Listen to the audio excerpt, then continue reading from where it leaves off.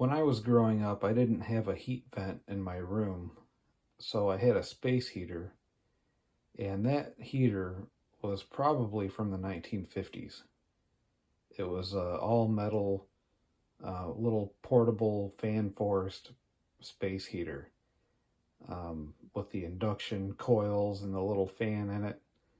And I think it was a Seneca was the brand. I ran a Google search on it because I couldn't figure out what that heater actually was, and then I eventually found one. It took me a long time, but I found one. I'll link it in the description if I remember. It was actually in an eBay listing, but that fan had a toggle switch on the top of it to turn the fan on and off, and the switch was broken. So it just flopped back and forth. It didn't actually function. So to turn the fan on, or to use the heater, you would have to plug it in or unplug it to turn it off. And every time you would plug it in or unplug it, blue sparks would shoot out of the wall. and the plug was damaged also. So you would plug it in and you would have to prop it up against the outlet because otherwise the weight of the cord would pull on it and it would actually start to fall out of the outlet. And once it fell out so far, it would start to arc in the outlet. And not only that, but when it was given to me, it was given to me by a family friend when I was, I don't know, 7 or 8 years old. And I had a warning about the heater at that time not to let it fall over on the carpeting because it could start a fire. So, I mean, really, I think at the time that should have been enough to decide that we weren't going to use the thing, but I used that heater from the time it was given to me when I was 7 or 8 years old until I moved out when I was 18, every winter. And it was a very effective heater. I would start out the night freezing, and then I would plug in the heater, and then wake up about an hour later sweating bullets and have to unplug it, and then plug it back in later, and just went through this vicious cycle with this heater every night of the winter, basically. And yeah, it was a Seneca portable heater. I'll link it in the description, but that thing was terrifying. Absolutely terrifying and unnecessary. I mean, at the time, we're talking about the 90s, it wouldn't have been anything to go to Kmart or wherever to buy, a reasonable space heater with a thermostat that was somewhat safe. But this is the thing that I had for at least 10 years. And I gotta say, if somebody had showed me this Honeywell heater back then, it would have been absolutely jaw-dropping to see something like this. Having used that heater for all those years, it's just astonishing to me. So this is the Honeywell 360 surround heater, and they really emphasize safety on the packaging. That's part of the reason that I bought it. I needed a space heater, and when I went to Menards to buy one, they had this left, and they had the Comfort Zone Milk House style heater. So I came dangerously close to buying a Comfort Zone heater.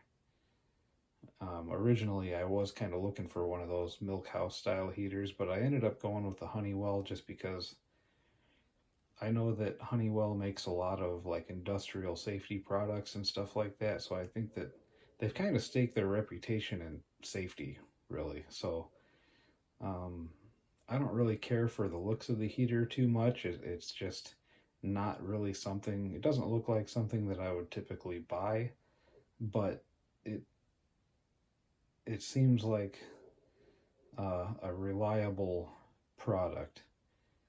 And given all of the safety products that Honeywell's been putting out lately, all those markets that they've been growing into lately, I would tend to trust this more than I would a lot of other heaters. And I've been using it for about a week and come to the conclusion that it's not quite as effective as a heater as some of those like classic milk house style fan force heaters, but it does work well. It would work really well for, my old bedroom. This thing would have been perfect. Perfect for a small room, and it does have the tip over feature on it is pretty works really well. So we'll turn the thermostat up here and get it running. And then, yeah, I mean, you just tip it over barely, tip it at all, and it'll turn off.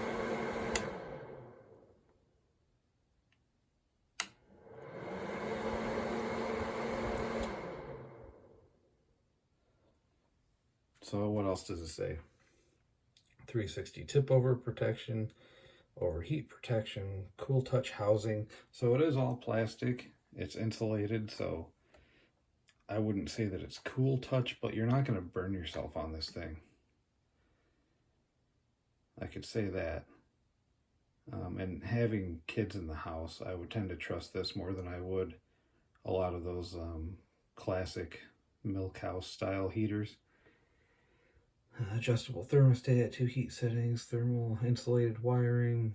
Yeah, so the 360 all around heat output also. So you can see that it has vents all the way around, and the heat blows out 360, but that means that it's also losing some of the air force, I guess you could say. It doesn't really blow as much as one of those milk house style heaters would. Those just really any kind of fan forced heater, it doesn't really seem to have the air output compared to those, but it does work pretty effectively. I would say that it probably just takes a little longer to heat a space, but I do like the safety features on it. Like I said, having kids in the house, I would feel safer putting this thing in a room and trusting that nothing bad is going to happen with it than I would a lot of other space heaters. The only issue that I've had with this is something that a lot of people, when I read the reviews, a lot of people complain that the thermostat doesn't regulate the temperature. And there was one time when I went to turn the thermostat down and it didn't turn off. So, I went to turn this down, and I turned it all the way down, and it just kept running. It wouldn't turn off. So all I did was I just turned the knob back and forth once or twice, and then it started working again. So it would seem that there's something in the switch that's a little sticky. I'm not really sure what that's all about. I wouldn't think that it's necessarily a safety thing, but I did have that experience with it one time where I went to turn it down and it wouldn't turn off. I mean, just by turning the knob back and forth, it did work after that, and I haven't had an issue with it since then. But that was one thing that happened with it, and I noticed when I read reviews that was something that people complained about with this. I'm not really sure what else to say about it. It gets pretty warm. I mean, it puts out warm air. It's got a low setting and a high setting. I don't think that I would use it on the low setting.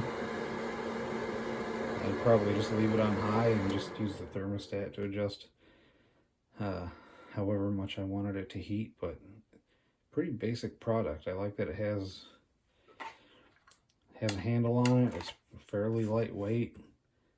It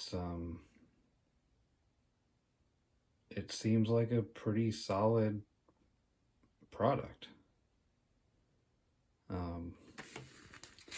The instructions are pretty basic, detailed, but it covers couple of different models. There's one of these that comes with a remote control and it has like a digital interface on it. This isn't that one, but yeah, this thing works well enough.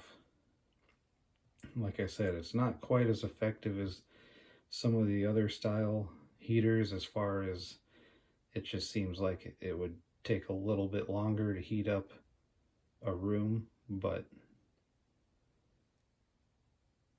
yeah, it's Honeywell. I don't expect too much, but as I said, as much as they've been expanding into the like industrial safety market, it would seem if they're going to stake their reputation in safety, that you should be able to trust a product like this as far as safety goes. And that's pretty much the whole reason why I bought this thing, was because I do have little kids in the house and they knock stuff over and things happen. And I consider myself pretty lucky that nothing happened with that Seneca heater for all those years that I used it. Consider myself pretty lucky that nothing ever happened with that. And I'm pretty sure that nothing bad is ever going to happen with this one. So yeah, that's the Honeywell 360 surround heat. Safety matters, folks. Thanks for watching.